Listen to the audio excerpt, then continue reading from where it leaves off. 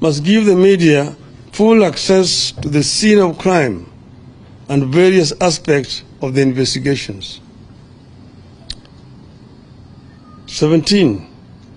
Going forward, Ruto must commit to draw a clear line between religion and state in this country.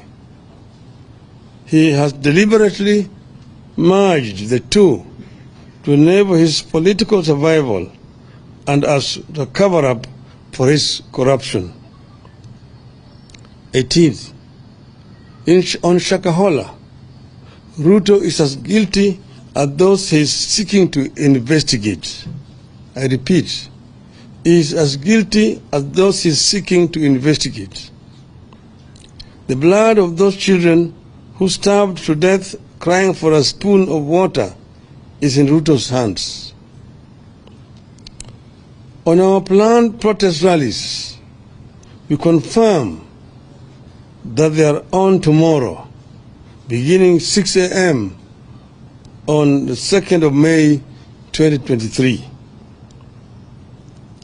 As we stated yesterday, the Constitution of Kenya, which in Article 37 provides that every person has the right peacefully and unarmed to assemble, to demonstrate, to picket, and to present petitions to public authorities.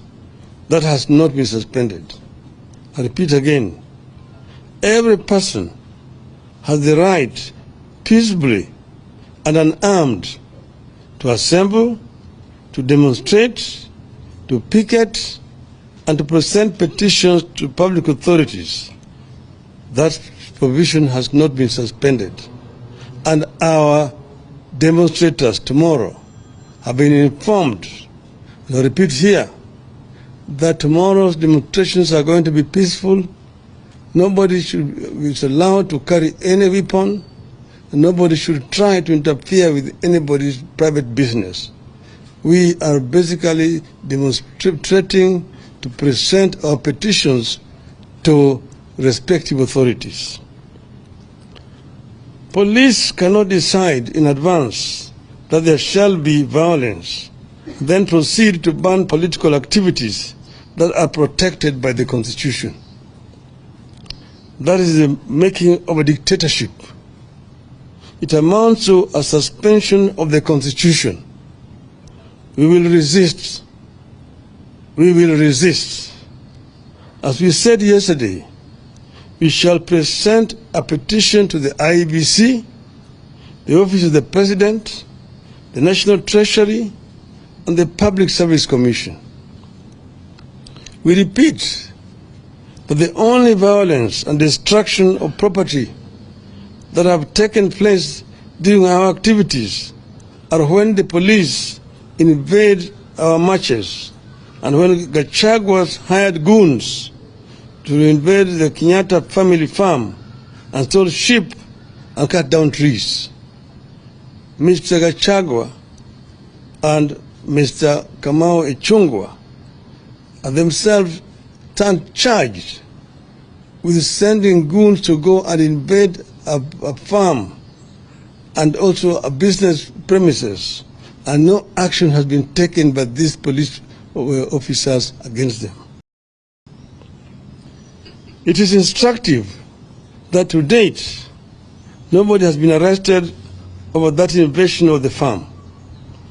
Nobody has been arrested over the destruction of Spectre International factory by goons hired by the same Gachagua. The state cannot purport to ban our activities on the grounds that it is protecting public property, while at the same time sponsoring the destruction of property in another corner of the city. So these demonstrations, as I've mentioned, are going to be peaceful demonstrations.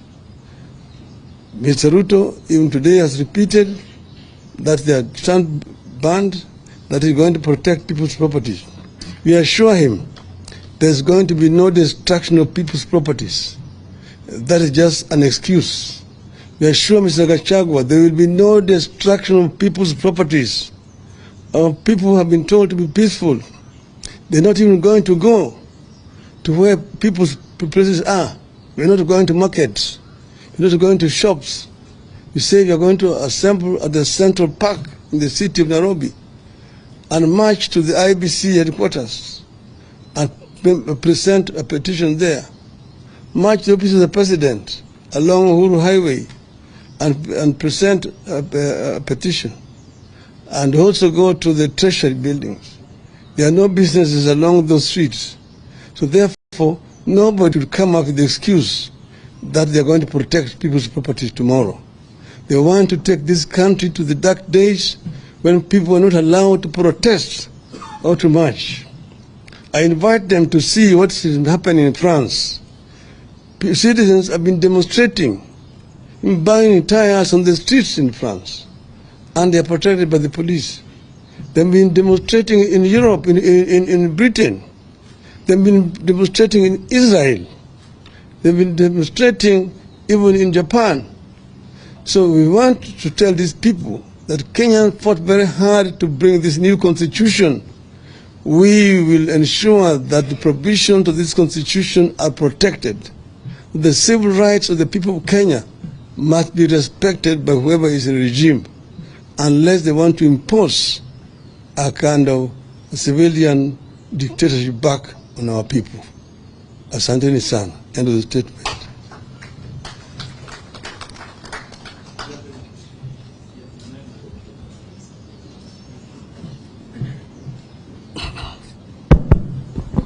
My name is Emmanuel Tor from KTN News. Just one question. Your previous attempts to access the CBD were unsuccessful. Okay. Raise your voice. All right. My name is Emmanuel Tor from KTN News. Your previous attempts to access the CBD were unsuccessful, and tomorrow you've targeted at least 4 government installations. How are you going to do this time around, and how are you going to access? Thank you. Well, of course, we know where those institutions are. Last time, we were barred from entering CBD. We therefore were forced to actually go on the periphery of the towns. We never chose to go to places like Madari, or to Kawangware, or Kangemi, or Kibra, Mukuru Kwanjenga, Pipeline, and so on. But we were denied access to the CBD, where we had applied to go and peacefully demonstrate and present our petitions to the authorities concerned. Today, they are actually trying to repeat the same thing. You said that Kenyans fought so hard to bring this constitution to life, and that it is the responsibility of each and every Kenyan to defend provisions of this constitution. What these people are saying today is allowed to hold water. No Kenyan will ever be able to do any demonstration. All demonstrations will be illegal under the guise that you are going to be destroying people's properties, you're going to interfere with businesses of people, and so on. So they are trying to create a very, very dangerous precedent, and this must be resisted by all means. Last question. Yes. The Prime Minister, thank you. I am Ayub Abdikari from Citizen TV. And this is generally a concern from the Kenyan public. You hold on to a position granted by the Constitution. That's given. The government says we are banning that based on the destruction of property and the chaos that might accompany your protests. But I'm concerned on behalf of the Kenyan people as a professional because of the political uncertainty. You are a leader in this country who is held in high esteem. The president exercises authority from the people as it is happening at the moment. Just when will this uncertainty end? Because look, investments are dipping. The economic crisis in the country is one that Kenyans are unable at the moment to fathom. Investors can't have the heart to invest again in the country, and it's staining our reputation amongst the community of nations. Just when will the political establishment understand the need for sanity and stability for this country to progress? I guess you are addressing the question to the wrong person. You are actually dealing with the victim. And that question should be put squarely to Mr. Ruto and Mr. Gachagua. Because as you see, we ourselves are using the only tool available to us to talk to these people. We even offered to negotiate. We even appointed a team of negotiators. And you saw what they did, despite appointing one of our members as their representative. And they did that on purpose. They did not want to have any negotiations. We've said that we are very ready to engage constructively